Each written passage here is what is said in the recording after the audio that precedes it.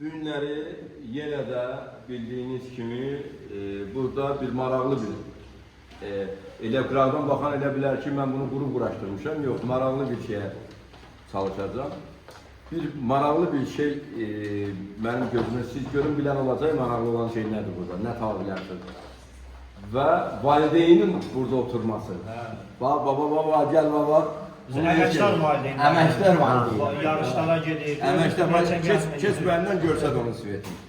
Öz oğludur, qardaşı oğlu, bacısı oğlu. Nə qədər hamısını idmana cəlb edib, hamısına da böyük olaraq, ağsaqqal olaraq olan hər birinin qayğısına qalır. Hər birinin ha.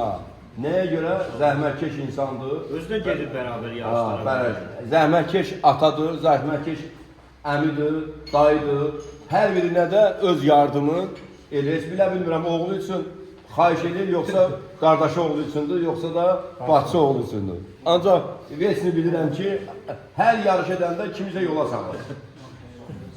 Allah sizi həmişə var eləsin, nəslinizdə də hər zaman belə güclü, qüvvətli insanların sayını çox eləsin. İndi dur, bizim federasiya haqqında, gənclər haqqında nə bilirsən, bir-iki söz denən danış, dur, danışmışsın. Herkese uğurlar arzulayacağım.